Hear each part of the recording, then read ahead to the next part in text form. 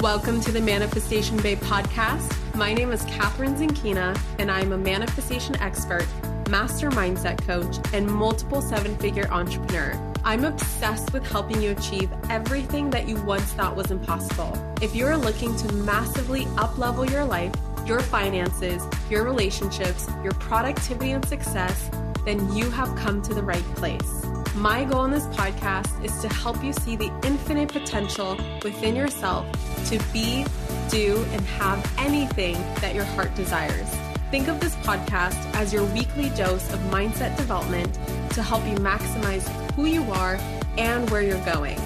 Leave it to me to provide you with the tools, the resources, the strategies, and teachings that you need to manifest a reality wilder than your wildest dreams. I know we're about to have so much fun together, so thank you so much for pushing play today, and now let's begin.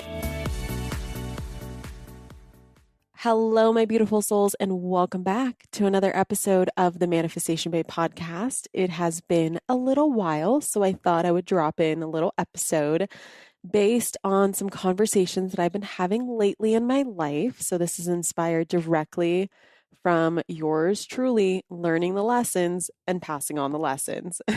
So today I'm going to talk about my most impactful success hack, which has a lot to do with seeking discomfort, but I want to make this more actionable for you. So I'm going to share you a couple anecdotes, and then I will share with you a principle or concept or whatever you want to call it that was shared with me via a session that I had yesterday, actually, all around clearing this very irrational fear that I developed when I became pregnant. And this concept is something that you can utilize, take action on, and recognize in your life that's going to make a huge difference. So let's give all the context, shall we? First of all, I'm recording this from snowy Sedona. If you've never been to Sedona, Arizona, it's an amazing place to go. I love it so much. But seeing it in snow is like another level. If you've ever seen red rocks with white snow on top of them, I can't even tell you how lucky I feel to have this as my view as I record this episode. I just felt like throwing that in there. Okay, so like I said, this podcast episode is inspired by two separate conversations that I had recently. One I had with my husband, because I talk about this shit all the time with my husband. Poor him. Like, he really signed up for, it's probably what Tony Robbins' wife feels like. I feel like that's what Sage Robbins feels like. She's like, oh my God, this guy and his transformational growth and constantly like just being in that world. I don't know if he brings it home to her, but I definitely bring this shit home to Brennan. So I coach him, I catch him, I point out his patterns. I'm like, yo, or I'll ask him to coach me through something. It's just something I live and breathe. And then, of course, I've been investing heavily and deeply. I've been talking a lot about rapid resolution therapy. Dr. John Connolly, who's the founder of it, he's been on the podcast twice now. I'm currently getting certified in it, and I've been implementing this incredible, super effective modality into my programs. So if you are someone who has taken my Melt Your Money Blocks Away masterclass, or Epically Aligned, which is my once a year New Year's program, I have implemented some rapid resolution therapy processes in there. Not all of them, of course. There's so many, but some of them. And the testimonials have been insane. So with this upcoming launch of the Manifestation Babe Academy, which is launching on, mark your calendars, the 6th of March, and open cart is from the 6th through 10th. I will be in this round updating it with more of the rapid resolution therapy processes. And as I continue to get certified and learn and grow each round, my intention is to keep adding in these incredible processes and tools to make this literally so effective. It's ridiculous. Like, no one's going to walk away unscathed from MBA in the sense of transformation. Like, you are just going to be completely attacked in the best way possible with the transformation that you desire to create. So I'm excited about that. And I have been doing lots of sessions with John himself. It's been my secret superpower for the last couple months that I feel like has totally shifted and transformed the way I show up in the world. And I literally do not have certain limiting beliefs and fears that I had even just a couple months ago, they do not exist. So let's go into the first conversation because I don't even know how this came up, but I was talking to Brennan about something that I was doing in college that tremendously helped me become even more successful as I became an adult and started my own business. Like it's a hack that really helped me in all areas of my life. So that's the first conversation. The second conversation is super useful because we're going to explain the reason behind why this is so impactful, why this works, and how to make it work for you. So I was telling Brennan the other day that I'm so grateful for this habit that I developed back in college. So back in college, I was, just to like paint the picture, I was in pre-med, I was working at the movie theater. I was driving 3 hours a day. I had a 3 hour commute to college. I know I'm crazy, but that's what it was. And at the same time, I was also running a fitness business, or at least I just started one. And I also wanted to get in shape all at the same time because I'm crazy. And so, in order for me to go to the gym, like out of all these things, I have to go to work or I'll get fired. I have to go to school or I won't get my degree, right? I'm growing my business so that I can leave the job and just have my business support me. But the gym is like this thing that's so easy to make optional, but I didn't want it to be optional. Okay. So I developed this habit that really helped me become the version of myself who was able to then later, which if you know my story, you know that there was this moment, there was this defining moment in October of 2015 where I decided to forego medical school, cut myself off from my boyfriend at the time, who offered, of course, many different comforts, but was ultimately not for me. And by comforts, I mean, like, obviously it's a comfortable relationship. And I was in the midst of, building a business and like, the very starting point of building a business. And so there wasn't very much money. I had just quit the movie theater job right when I graduated, or maybe even before. I think it was even before. And he was working full time. So he was making money. And of course, like, like we could go out to eat, we could do all these things. And there were some comforts involved with that I knew that if I forego that, I would be completely fucking broke. And, then which these, this success hack allowed me to, or gave me the strength to also move back to LA when I was very much broke, live on my grandma's couch and get a 9 to 5 job while I let go of that business that I thought was it for me at the time. And it didn't derail me as much as my ego was hurting. Okay.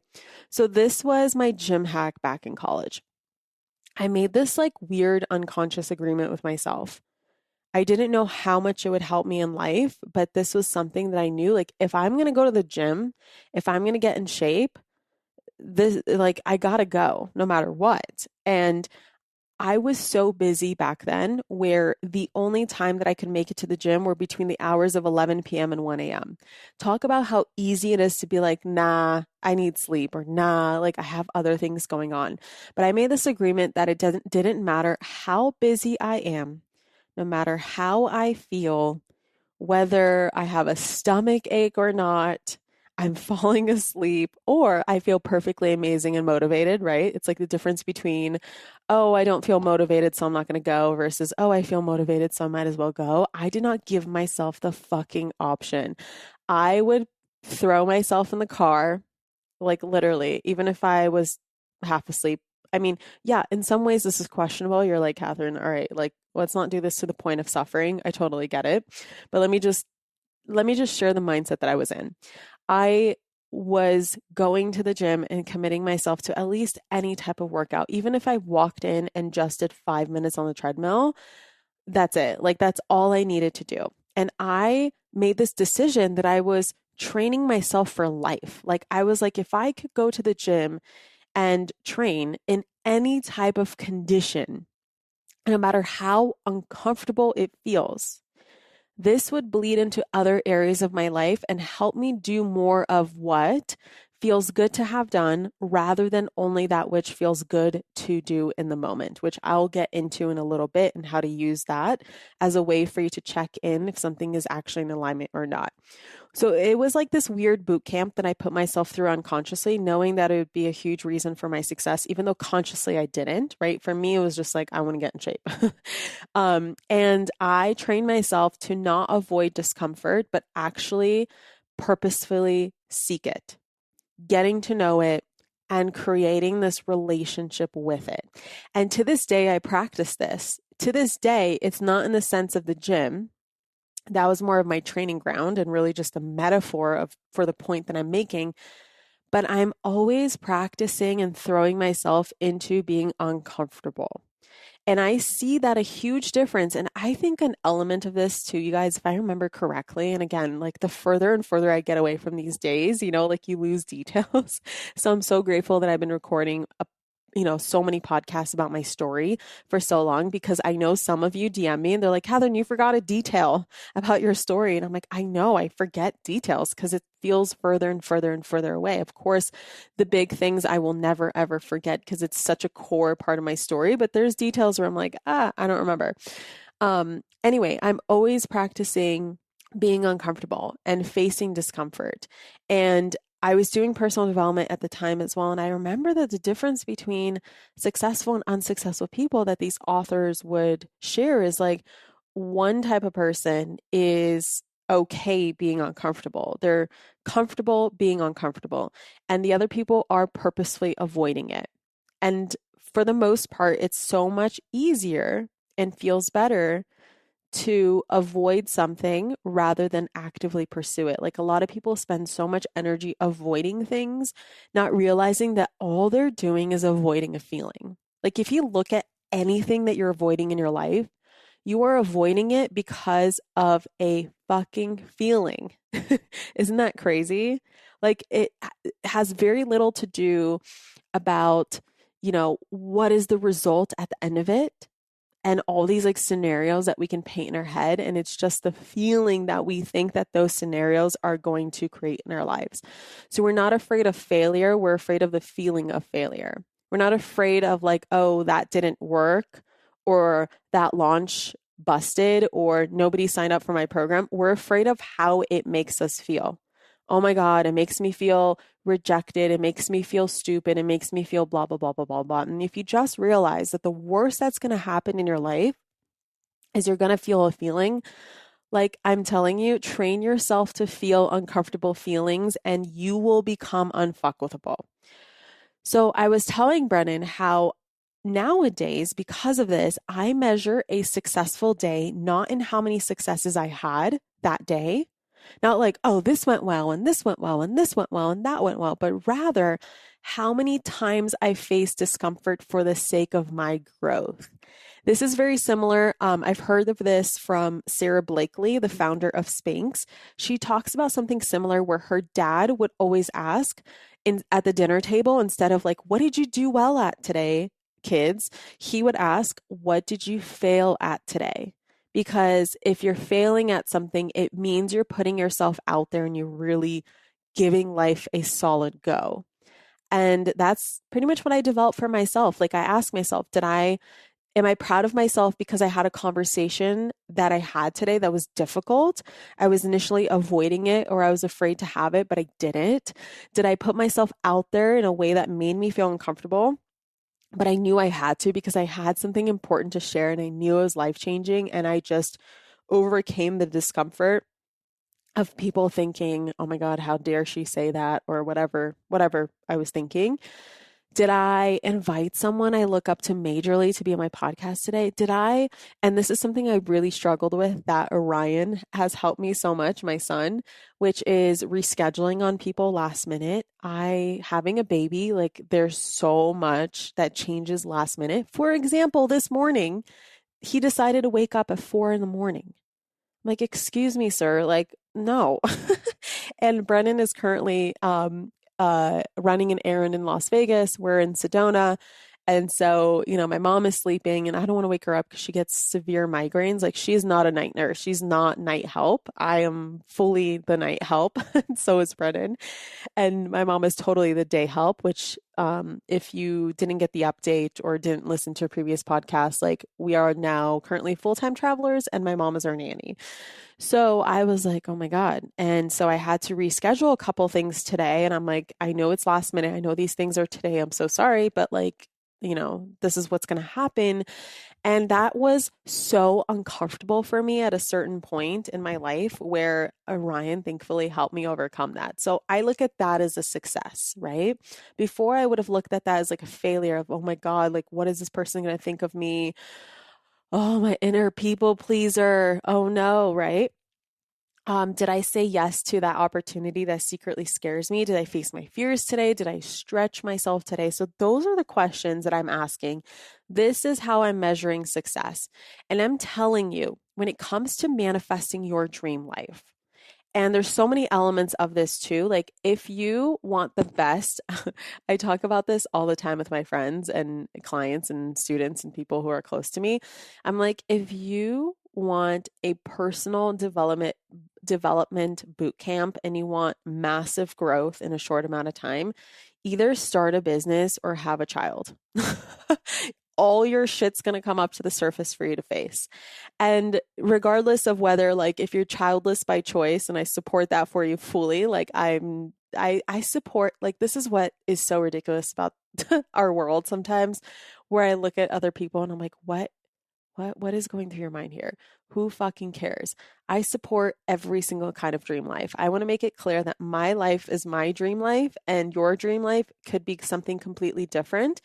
And when I share content with you, it's not so you create my life, it's so you create your dream life. Okay. So even if you're like, fuck that, Catherine, I don't want to be an entrepreneur, support that for you, love that for you, want to help you with that. If you're like, fuck that, I don't want children, love that for you. I'm not saying that those are the only ways to grow. Like there's so many different ways to grow.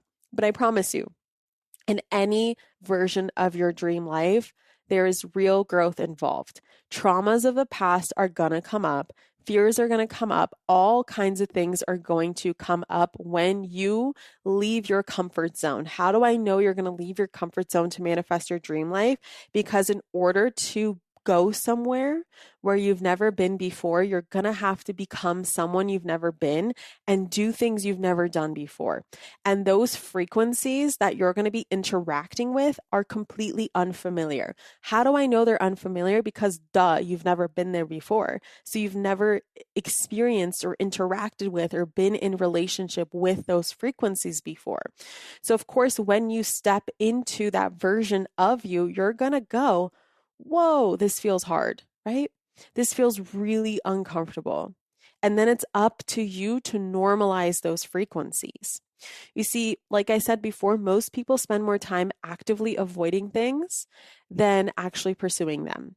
And most people don't ask themselves the difference between, does this feel good to do, or does this feel good to have done, or both? And knowing the difference and knowing how and when to take action on certain things depending on your answer to those questions.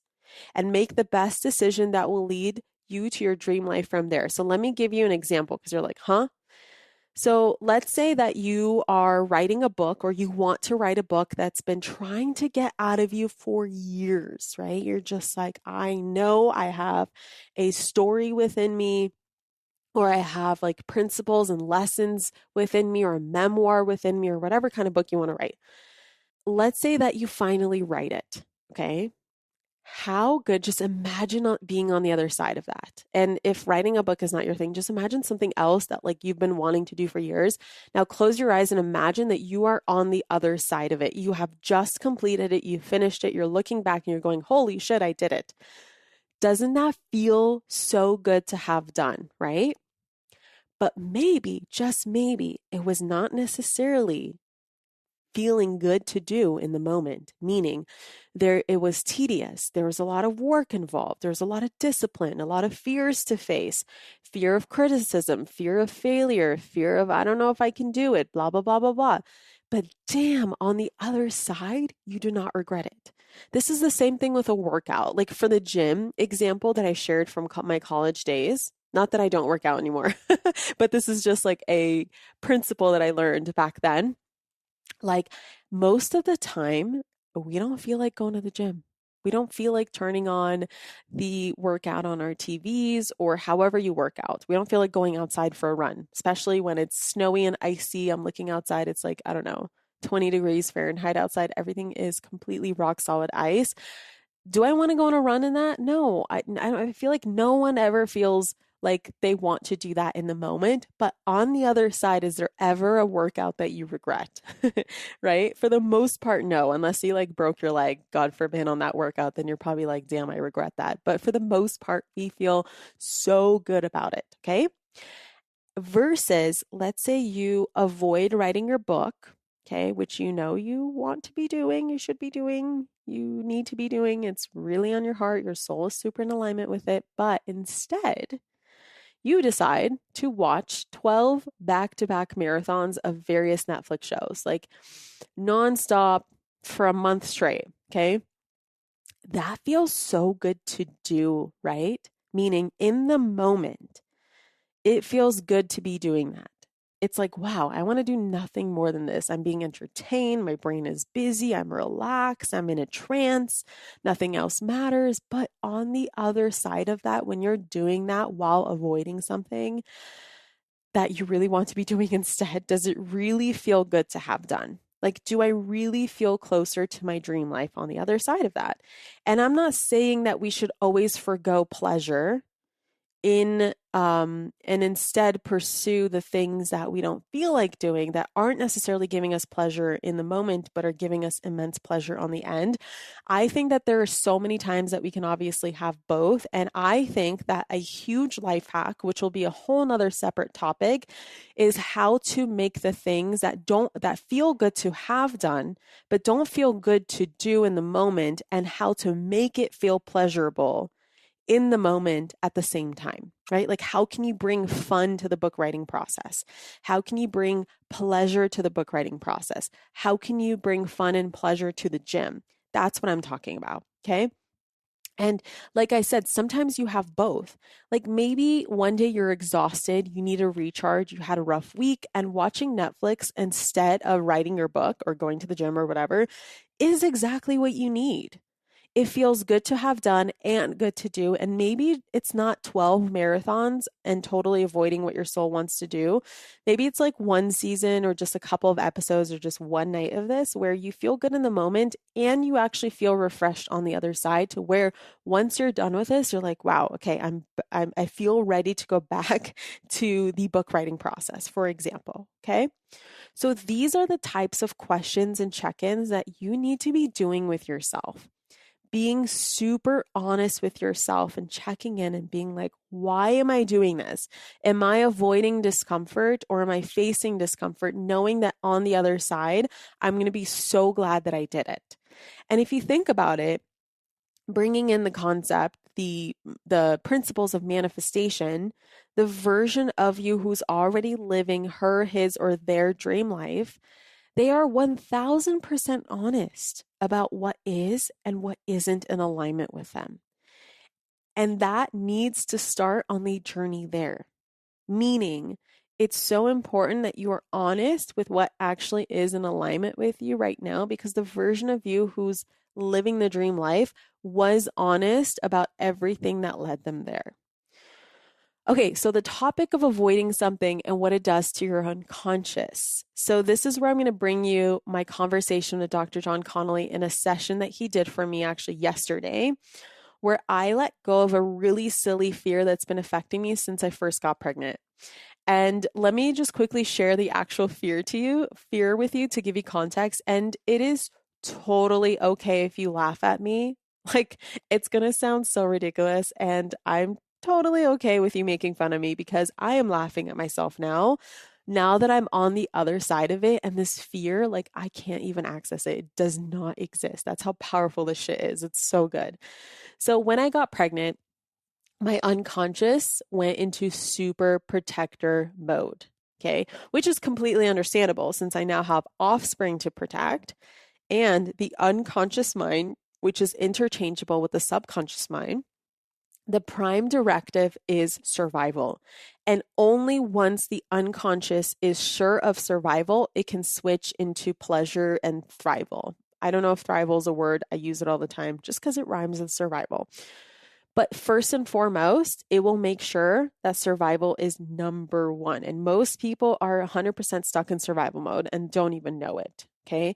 So if you're having like this disconnect between what you want and what you're actually getting in life, your unconscious is probably perceiving your desires as a threat on some level. So it's important for you to dig up and see what's going on there so that you can clear it. And I shared this before with the story that I shared in Greece, like when Brennan passed out for, I don't know, 90 seconds and wasn't breathing and I thought he was dead. Talk about scary. Talk about, oh my God, I just burped this fear. Like this fear is so valid. Yeah, this is kind of similar to this. So over the course of my pregnancy and up until literally yesterday, you guys, this is so like, I can't believe I'm admitting this. I developed a fear of gas stations. Yep, gas stations. You're probably wondering, like, what the fuck is wrong with gas stations? It's a past life fear. Okay, that's what I've uncovered. Dr. John Connolly took me through processes. We do some past life work, and it's part of the unconscious reprogramming that we do.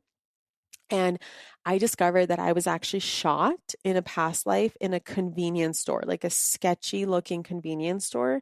So anything that resembles this convenience store, which, gas stations have the part that is a convenience store, and, they can be in sketchy places and have sketchy people, right?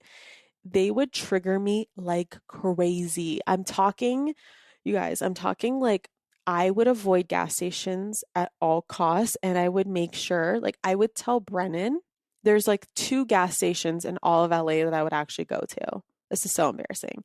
There's 2 in Beverly Hills.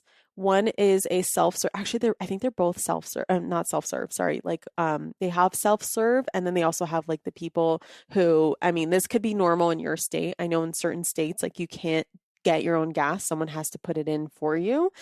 And that's probably where I would have felt the safest if California was a state like that. But for the most part, you get your own gas. So everyone's like on their own, and there's, the workers aren't really outside. And I would tell Brennan, like I would freak out if I ever saw him or heard of him, or he told me that he's getting gas and he's like in a sketchy area. I would freak out. And then myself, my gas tank could be so low. I could have like 10 miles left in my tank, and I would go home anyway and just tell Brennan to go fill it up the next day for me.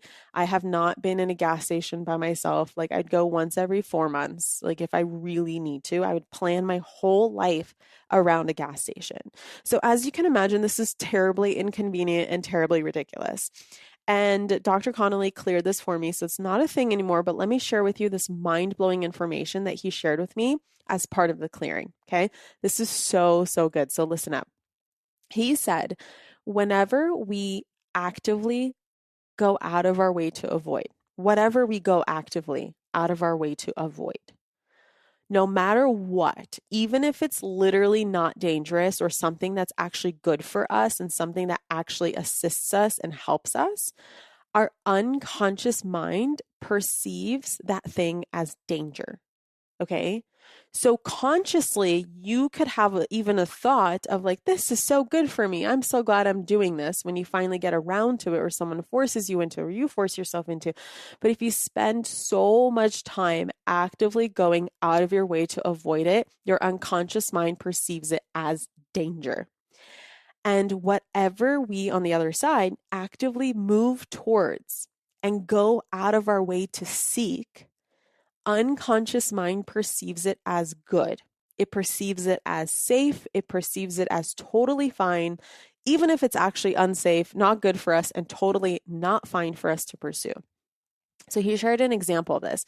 He's like, here's what's interesting. When some people with, like, let's say they have an addiction to cigarettes or an addiction to like crack cocaine or something like that, they will feel a trigger of some sort, like an anxiety or a fear comes up, a fear surfaces, and they go out of their way to pick something up that biologically and physically speaking creates more anxiety in the body. So let's just say cigarettes, because I feel like the majority of people, in the sense of like, there's a lot of people that have at one point smoked in their life. I think I have, like back in college, drinking days, whatever.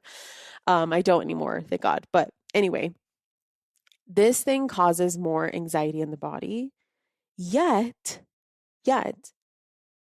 there's so many people that claim to feel calmer, and they actually do feel more relaxed because they're tricking their unconscious mind into perceiving the cigarette as something totally fine and good for them. He said he once had a client who was a lung surgeon, someone who, operates on the lungs and helps people with their lungs, and obviously deals with a lot of like lung cancers and things like that, but he himself still smokes. Why is that? It's because he actively seeks out the cigarettes, knowing damn well it's not good for him, but because he's actively going out of his way to seek the cigarette, his unconscious mind perceives it as something that's totally fine. And that's why he feels so content and safe in smoking the cigarette.